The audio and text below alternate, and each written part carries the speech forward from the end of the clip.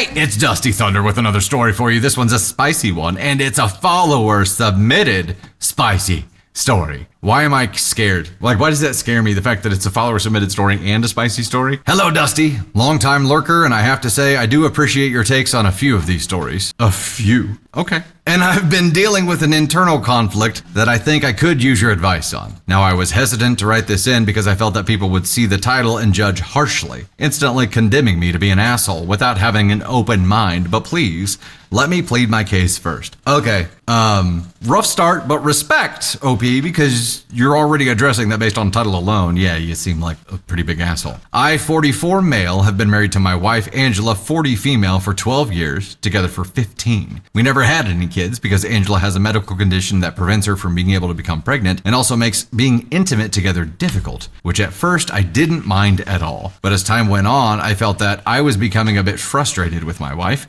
and that frustration started to seep out in the form of resentment towards her. I started fights, insulted her, threw out her things, and stopped cleaning. None of those are good. I was going through an extremely difficult time and I shouldn't have acted out in the way that I did, but when I tried to explain to my wife the reason that I was acting out because she was withholding sex, she acted shocked and upset, and it caused a massive rift for months. This was all in the first couple of years of our marriage. I think the withholding word here is a bit conflicting because there's a medical condition that prevents her from, or complicates it, right? So it's not, well, I don't know what the details of their situation are, but it seems it was withholding in OP's eyes. So, sensing that the issue wasn't going anywhere, I apologized and told her that I would be starting therapy, which helped us reconcile. I did start therapy, just a different kind, an intimate therapy concept that I had heard about from my friend Sarah at work, an IT company. A way for frustrated individuals to recenter themselves, something Sarah used herself. She told me that it would be good for my relationship and could help me with some of the anger and resentment I had been feeling. Sarah offered to be my intimate therapy support if I would be hers. Is that like the business title of buddy? Intimate therapy support? You're starting an affair. Intimate therapy support person. That's your LinkedIn title? Yeah, that's the LinkedIn. AKA Fluffer. Now, we agreed explicitly that this was not a cheating situation or emotional in any way so as to avoid affair confusion, so we made it transactional. Oh yeah, it's buddy. I paid $150 for each therapy session. Hold on! This is no longer an arrangement of mutual benefit. This is you paying for it. Yeah.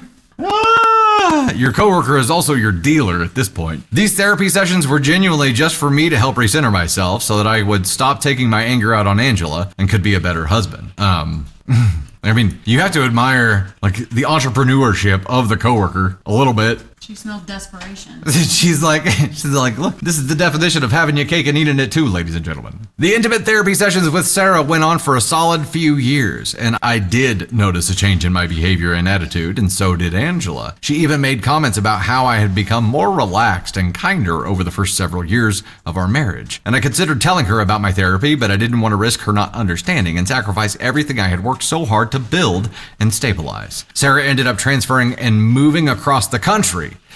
And so for some time, I decided to try and go without any therapy, but I could feel my anger boiling back up anytime my wife said or did anything, and it was incredibly cruel for me to subject someone to that. So I went and found another woman, who we'll call Sophia. Sophia and I hit it off, and after I explained my marriage and my intimate therapy usage, we began seeing each other regularly. Again, Sophia and I explicitly agreed that this was not for the sake of an affair, but only to help us both recenter. But after Sarah, I stopped paying unless they asked, because times got hard. So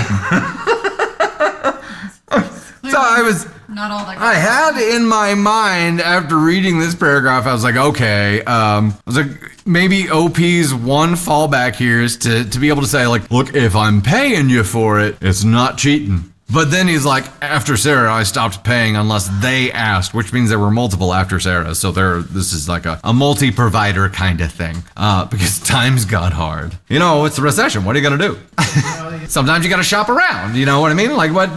There were a few other girls that I did this with over the past few years too, with the arrangement staying consistent throughout. But over the past year, I've been feeling what you could classify as guilt for keeping this from my wife for so long. You don't say.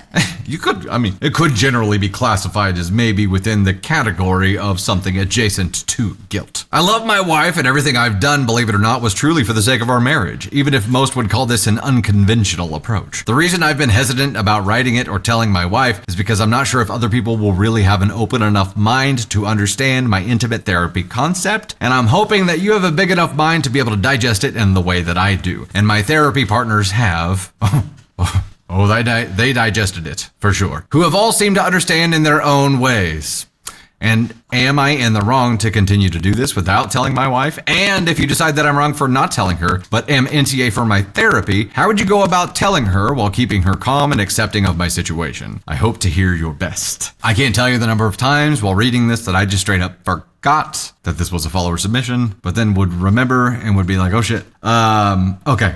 Regardless of your approach for a therapeutic release, regardless of whatever it is that you use, withholding it from your wife this whole time makes you a giant asshole. Okay, you've approached this with two different angles here at the end, and I'd like to point something out. You say, am I wrong if I continue to do this without telling my wife? And then you say, and if you decide that I am wrong, but I'm NTA for my therapy, how would you go about keeping her calm? So I don't think you're NTA for your therapy. Not because of what it is. You do you, okay? But you do you with your partner, the person that's on your team, with their agreement, with them moving that direction with you. You do this as a team. You do not do something that moves in the complete opposite direction and just proves that you don't want to do life with this person.